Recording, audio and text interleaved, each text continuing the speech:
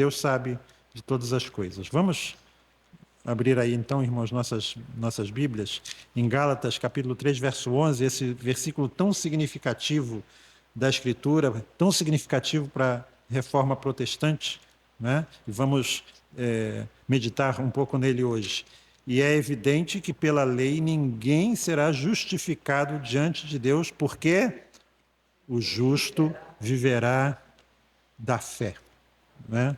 Esse é um dos versículos brilhantes da Escritura Sagrada, né? Na semana passada, nós vimos que o nosso mérito não pode ser levado em conta quando nós falamos do nosso relacionamento vertical, do nosso relacionamento com Deus. Nosso mérito pode se levar em conta quando nós tratamos de relações sociais, de relações empregatícias, né? Então, aí o mérito vale. Mas quando nós tratamos do nosso relacionamento com Deus, o nosso mérito não existe porque diante de Deus todos nós somos como desvalidos, como mendigos, né? Como pessoas rotas, sujas, maltrapilhas, que não têm nenhum mérito a apresentar a Deus, mas só deméritos, né? Então, Paulo está nos mostrando aqui que é uma coisa muito evidente, clara, patente, cristalina, que a lei não pode nos justificar. Exatamente por isso, né? Aquela pergunta do catecismo, do comentário de Johannes de Vos. Deus exige que sejamos bons? Não. Deus exige que sejamos absolutamente bons. E aí, pronto, acaba toda a justificativa que nós possamos ter com relação ao mérito. Então, é evidente que a lei não pode nos justificar. A frase que eu acho que tem que ficar claro, né? É evidente que os nossos esforços são vãos. Então, aquilo que o Josemar Bessa disse com muita propriedade, né? Não é nosso suor que nos justifica, mas é o sangue de Jesus que nos justifica, né? Então, a gente percebe isso pela exposição do apóstolo Paulo, de que o Antigo Testamento, que exige, né, submissão à lei e que pronuncia uma maldição aos transgressores da lei, esse mesmo Antigo Testamento, que faz essa exigência e que pronuncia essa maldição, ele não faz nenhuma promessa de justificação àqueles que guardam a lei. Por quê? Porque é impossível guardar a lei. E, portanto, diz o apóstolo Paulo, a lei não tem nenhuma capacidade de nos abençoar nesse sentido de salvação, né? Por isso, lá no Antigo Testamento, também foi estabelecido o princípio da justificação pela fé. Porque a gente sabe que não existem dois testamentos nesse sentido, duas alianças, só existe uma aliança. E aqui, nesse versículo cristalino, né, nesse versículo brilhante, o apóstolo Paulo, na realidade, está citando um texto do Antigo Testamento, que é Abacuque 2, 24. É o Antigo Testamento que está sendo citado. O justo vive da fé. E vocês sabem que foi esse versículo que, digamos, salvou Martinho Lutero, né? Lutero se apegou a esse versículo, aferrou-se a esse versículo como uma expressão resumida do Evangelho de Cristo Jesus. Lutero fez desse versículo o castelo forte dele, né? Ou a espada que ele usou no decorrer da luta dele contra Roma. E ele cunhou a expressão sola fide. O que é sola? Somente a fé. E Roma esperneou dizendo, e até hoje diz isso, que esse advérbio somente não encontra-se no texto. Não se encontra no texto, o advérbio somente. E aí a pergunta que se costuma fazer, os protestantes então fizeram uma tempestade num copo d'água ao acrescentar essa palavra, esse advérbio somente, né? Será que foi uma tragédia os protestantes terem se separado de Roma por causa somente dessa palavra somente? Nós sabemos a resposta, mas vamos recordar aqui certas coisas históricas, né, e teológicas. Em primeiro lugar, o que é a fé? O que é fé aqui? Para a Igreja Católica Romana, a fé é sinônimo de confiança na Igreja Católica Romana. E vocês sabem que igreja, para os católicos romanos, é diferente do conceito de igreja que nós temos. A igreja, no conceito católico romano, é a hierarquia. É o padre, é o bispo, é o cardeal, é o papa, né? Então, você tem que crer naquilo que a Igreja Católica Apostólica Romana diz a respeito de todas as coisas, de todas as questões. Então, você precisa confiar na Igreja. Isso é fé. Tem um livro que eu tive o privilégio de coeditar, com a editora Monergismo, Lucília em Busca da Verdade. Um pastor, Adolphe Monod, que foi um pastor presbiteriano francês, que nasceu na época de Napoleão Bonaparte. Ele escreveu esse livro com um fundo real, são fatos. É uma senhora, uns 40 e poucos anos, que naquela época já é uma idade avançada, né? E ela sente que está próxima da morte, digamos assim, ela começa a pensar na morte e começa a ter dúvidas a respeito de para onde ela vai. E ela começa a se corresponder com um padre a respeito da fé, e o padre lhe dá ótimos conselhos com relação a como direcionar a fé, mas ela vai chegando a um ponto em que o padre vai dizer para ela, olha, essas suas dúvidas, elas precisam ser sanadas com a confiança na igreja. Você crê naquilo que a igreja diz que é a verdade. Pronto, se a igreja diz que é a verdade, crê na igreja. E ela não fica satisfeita com isso e começa a se corresponder com um amigo protestante do marido. E aí, né, carta para o padre, carta para o protestante, se vocês quiserem ler o livro, depois eu empresto. Né? Mas é exatamente isso. Então, a fé é você se submeter àquilo que a Igreja Católica afirma, seja lá o que for. Uma vez eu li um livro em que os partidos comunistas eles pegaram alguma coisa da educação jesuíta, e que diz assim, tem um livro da Isa Salles, um outro livro que eu acho muito interessante, é uma ex-guerrilheira, lutou contra a ditadura militar, querendo impor uma ditadura marxista, né? E ela abjurou de tudo isso e escreveu esse livro, Um Cadáver ao Sol, onde ela conta a história do primeiro brasileiro que foi delegado numa das reuniões da Internacional Socialista em Moscou, já na década de 20. E esse delegado ele era egresso do movimento anarquista. E ele chegou lá pensando que ele tinha liberdade de falar, de discordar, de pontuar o que ele queria. E é lógico que aqueles congressistas estavam lá só para balançar sim a cabeça tudo aquilo que Stalin dizia. E ele não sabia disso. Então, quando ele voltou para o Brasil, ele já voltou com essa mancha negra em cima dele de expulsão. Então, foi a morte social dele. Ele foi expulso do partido, né? E ela conta a história dele. E lá pelas tantas, ela diz assim, o que é a verdade? Vocês sabem que o Partido Comunista Soviético tinha um jornal chamado Pravda. Pravda é verdade. Verdade. Mas o que é a verdade? E ela diz, a verdade é aquilo que o partido diz que é verdade. E é exatamente a mesma coisa que a Igreja Católica diz.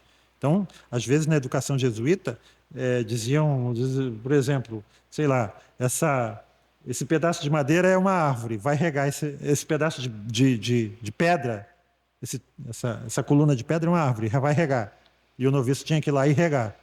Né? Então, a obediência incondicional.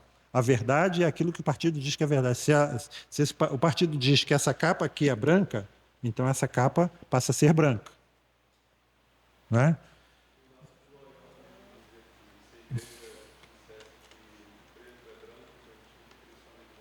Exatamente. Sola Ecclesia. Né? Se a igreja dizer que o preto é branco, então a gente tem que crer que o preto é branco. Então você tem que se submeter a isso, aquilo que a igreja afirma.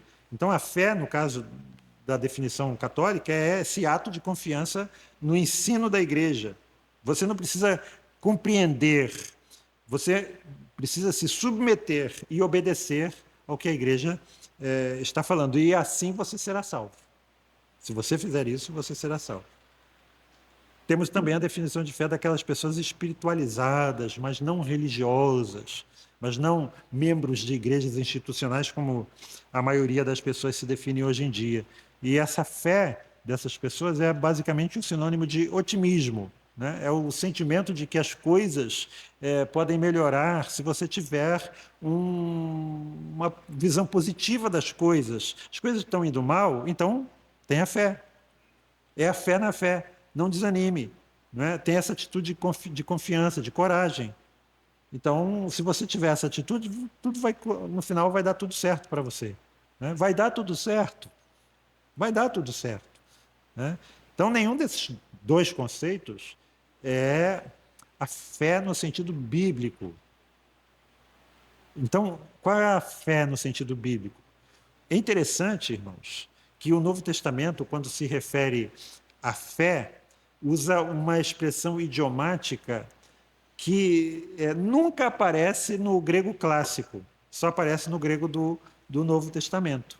E essa expressão, ela traduz a ideia de um movimento de confiança que parte de você e se dirige ao objeto de confiança. E quando atinge esse objeto, ela então para e descansa nele, quando o alcança. Os reformados deram ênfase a esse conceito de fé. E eles disseram assim: a fé não é somente fides, que é crença, e a fé também é fides, é crença. Nós precisamos ter um conteúdo da fé. Mas ela não é somente fides, mas ela é também fidúcia. Ela é crença, mas ela é fidúcia. E fidúcia, numa tradução mais literal, é confiança. Confiança. Eu vou citar aqui um bispo, não sei como é que seria, eu nunca lembro como é o inglês aqui, J.C. Riley, é assim mesmo? Riley. Então, ele no século XIX, um bispo anglicano reformado, ele descreveu a fé da seguinte forma: é a mão da alma. Nós estamos nos afogando, prestes a afundar pela última vez, quando vemos a Cristo e estendemos a mão a Ele.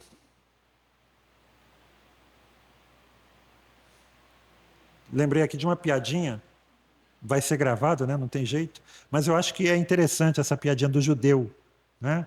Os judeus fazem piada deles mesmos, né? Então, o Jacozinho estava se afogando, né, na piscina, e as pessoas, dá a mão, Jacozinho, dá a mão, Jacozinho. E o Jacozinho entrava e afundava de novo, e ninguém conseguia, né, salvar o Jacozinho. Aí o pai dele chegou lá e disse: toma a mão, Jacozinho, toma a mão. Aí ele foi e pegou a mão, né? Então, a fé a gente está prestes a afundar e a gente vê a Cristo e estendemos a mão a Ele. A fé, diz Riley, é o olho da alma. Como os israelitas, picados pelas serpentes no deserto, vão morrer, mas olham para a serpente de bronze e são curados. Jesus foi levantado tal qual a serpente no deserto, e todo aquele que olhar para Ele será salvo. Continua o J.C. Riley: a fé é a boca da alma. Estamos morrendo por falta de comida e Jesus diz: eu sou o pão da vida. E nós nos alimentamos dele e nos salvamos. A fé é o pé da alma. O Senhor Jesus nos é apresentado como uma torre forte, um refúgio e um esconderijo. Então nós corremos para ele, é o movimento que eu falei, em direção ao objeto, e ficamos em segurança. Como diz Provérbios 18:10, torre forte é o nome do Senhor, a ele correrá o justo e estará em alto refúgio. Então, mais uma vez eu quero dar ênfase a esse aspecto de movimento que é expressado no grego do Novo Testamento, né? A fé, então, é você desistir de olhar para você mesmo e olhar para Cristo e confiar na misericórdia de Deus, no amor de Deus que foi expresso em Cristo na cruz. Então a fé começa com o abandono da confiança que nós temos na nossa pretensa bondade, porque ela não existe, na nossa moralidade, na nossa religião, para entregarmos-nos inteiramente ao Senhor Jesus. Por isso que nós podemos dizer que ter fé é ir a Cristo. É ir a Cristo.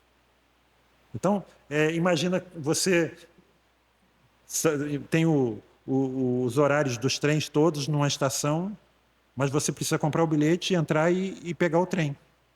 O conhecimento não basta, precisa você ir. Eu me lembro de uma história que eu sempre contava de uma senhorinha que morava perto de uma cachoeira muito grande, de uma catarata, imagine lá a Foz do Iguaçu, e um rapaz uma vez estendeu um fio de arame de uma ponta a outra e disse assim: eu vou atravessar esse fio com uma motocicleta, né, de um lado para o outro.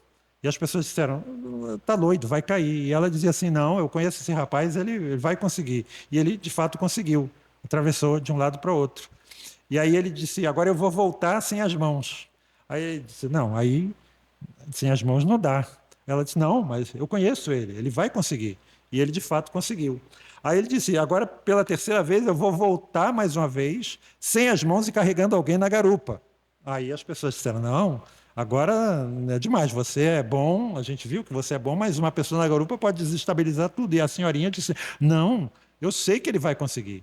Aí as pessoas disseram: então a senhora vai lá e monta na garupa. Ela: de jeito nenhum. Entendem o que é fé? Então a fé é exatamente ir a Cristo, é confiar nele, é montar na garupa. Não é? Então a fé é o elemento que nos liga ao Senhor Jesus de uma forma tal que nós nos tornamos uma nova criatura em Cristo Jesus. Né? E por causa de Jesus, né, por tudo aquilo que ele fez por nós, é que nós então podemos dizer e descansar nessa perfeita salvação. Não é o nosso suor, mas é o sangue dele.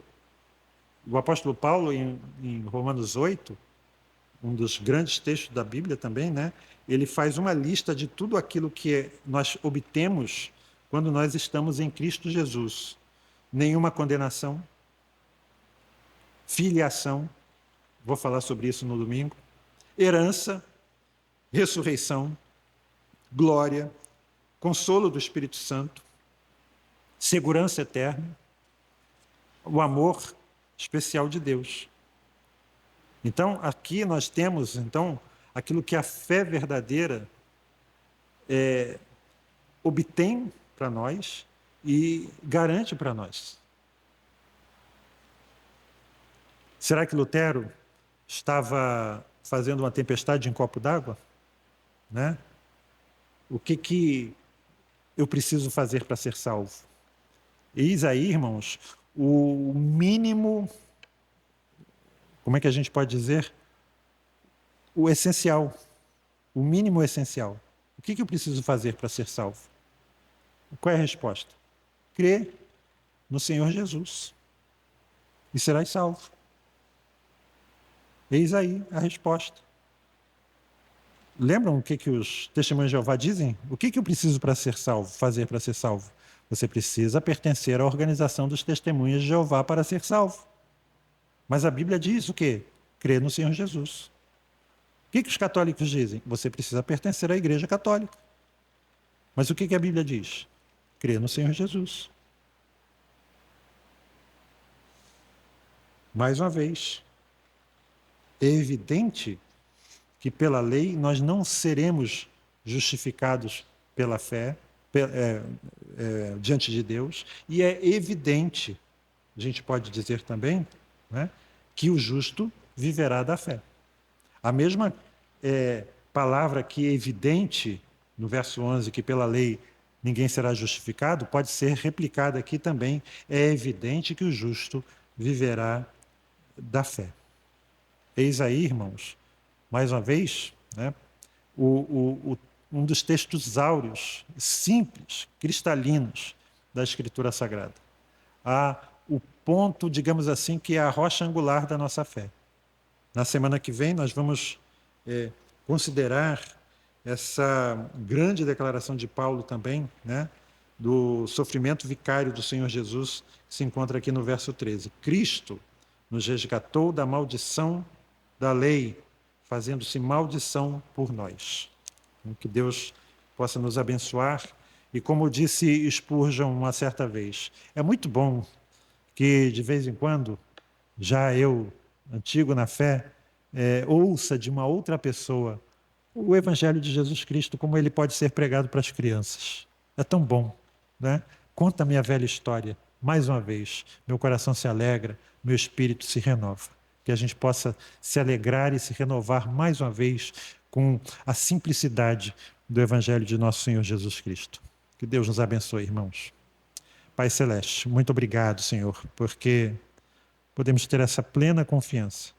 De fato, Senhor Deus, quando olho para mim mesmo, tantos anos já se passaram, Senhor Deus, desde aquele momento, em 1978, quando eu, jovem ainda, cheguei à conclusão de que, de fato, a minha vida não seria nada sem o Senhor. Desde aquele tempo, Senhor Deus, ainda olho para mim e vejo tanta confusão, mas quando olho para o Senhor, eu vejo certeza, plenitude, Senhor. Eu tenho a plena convicção de que o Senhor que me resgatou naquele dia, me manteve no caminho até hoje, Senhor Deus. E eu posso dizer, eu sei que sou fraco, mas Cristo é forte. E mesmo eu caindo, Jesus me levanta. E assim será até aquele dia em que o Senhor me levantará definitivamente para estar na glória com o Senhor, livre, Senhor Deus, da presença do pecado na minha vida, Senhor. Todos nós ansiamos por aquele dia definitivo, onde todas as coisas cessarão, onde toda lágrima, Senhor Deus, será enxugada e viveremos para sempre, Senhor, na glória celestial. E enquanto isso, como igreja militante, que possamos continuar a nossa corrida da fé, olhando firmemente para o Senhor Jesus, que é o autor e o consumador da nossa fé, desembaraçando-nos, Senhor, de todo o peso e do pecado que tenazmente nos assedia, que possamos correr com perseverança, Senhor Deus, a carreira que nos está proposta, para a glória, para a honra, para o louvor do teu santo e excelso nome, no nome de Jesus. Amém. Glória seja ao Pai, ao Filho e ao Santo Espírito, como era no princípio e hoje para sempre, eternamente. Amém. Amém. Amém, irmãos.